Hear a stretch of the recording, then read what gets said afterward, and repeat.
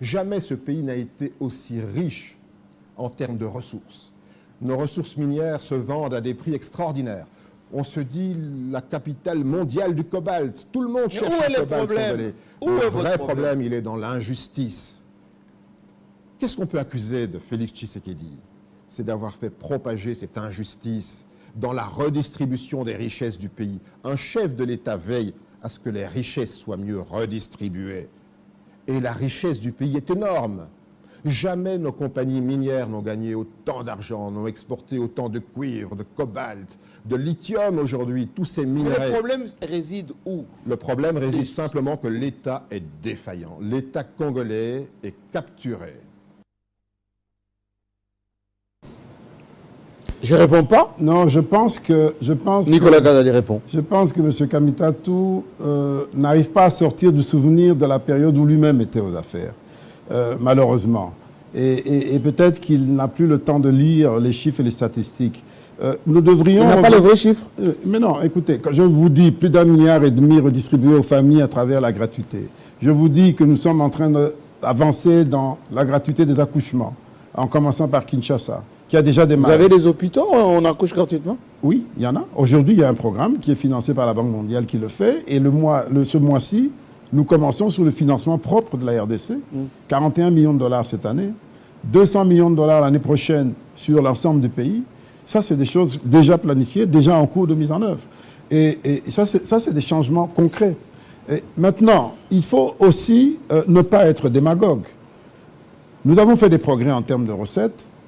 Nous avons environ 2 millions et quelques de personnes qui sont salariées, 1,8 million peut-être du secteur public, dont les revenus ont été multipliés par 3 entre 2019 et 2023.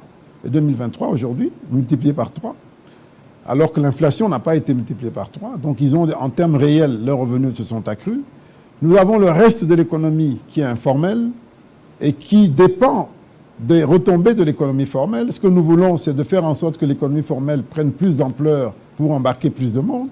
Nous avons les salaires des enseignants qui ont été multipliés par 4, par 5, par 6, par 8 parfois. Mais ce sont les mêmes enseignants qui souffrent.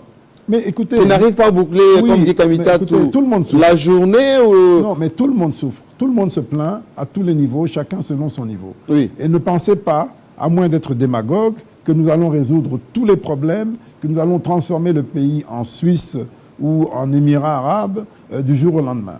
Ce qui est important, c'est d'avoir l'honnêteté intellectuelle et politique de reconnaître que ce qui se passe en ce moment en RDC est totalement inédit. C'est du jamais vu. C'est du jamais vu qu'il y ait autant d'attention sur les retombées sociales de l'action. Nous sommes en programme avec le FMI. Parmi les critères d'évaluation de nos performances, nos partenaires veulent s'assurer qu'en matière de santé, en matière d'éducation, tout ce qui est social et même en matière humanitaire, ils veulent s'assurer que nous affections les ressources qu'il faut. Et ils sont très attentifs là-dessus. Monsieur le ministre, un pays fonctionne avec de la production. Dans les 16 milliards, quelle est la part de la production du pays? Notre balance des paiements, notre balance commerciale plutôt, notre balance commerciale est présentée comment aujourd'hui? Oui, il y a... Excédentaire, déficitaire. Non, elle est largement... La RDC, c'est quoi? À part les mines, on exporte. Elle est largement excédentaire grâce aux exportations minières. Mais je suis d'accord que nous devrions diversifier. Et comme je l'ai dit, notre vocation n'est pas que d'exporter des mines. Les mines, dans 20 ans, ça peut s'arrêter. Même plus tôt. On a connu en 91, quand la mine de Kamoto a connu un éboulement, c'était du jour au lendemain la catastrophe. Et n'ayant plus d'argent, n'ayant pas appris à produire sérieusement, nous nous sommes rabattus sur la planche à billets.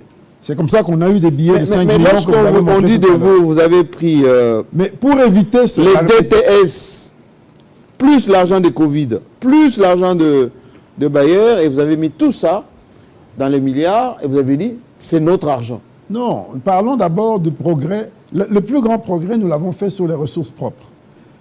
Nous sommes arrivés à 9 milliards en 2022. Oui. Nous prévoyons de faire 11 milliards en 2023, mais le budget est de 16 milliards. Et la différence, c'est les appuis des partenaires. Oui. Là, on est d'accord. Et ça fait partie du budget. Enlever les partenaires, il vous reste quoi? Mais 11 milliards, on ne l'a jamais fait. On ne l'a jamais fait. Ce n'est que l'année passée qu'on a fait un budget de 11 milliards. Donc, total, partenaire plus effort local. Maintenant, nous espérons faire rien qu'un effort local, 11 milliards. Et si nous y parvenons, et je pense que nous pourrons parvenir, parce qu'à l'heure actuelle, déjà, l'accroissement, même si on n'a pas atteint toutes les assignations, l'accroissement pour le premier trimestre est de 1% par rapport au premier trimestre. Mais on vous dit que votre optimisme est tempéré avec les réalisations que vous avez faites depuis le mois de janvier. Les régies financières, c'est aujourd'hui à vous. Je vous dis qui n'ont pas mobilisé suffisamment. Je pose ma question quand même, monsieur le ministre. D'ailleurs,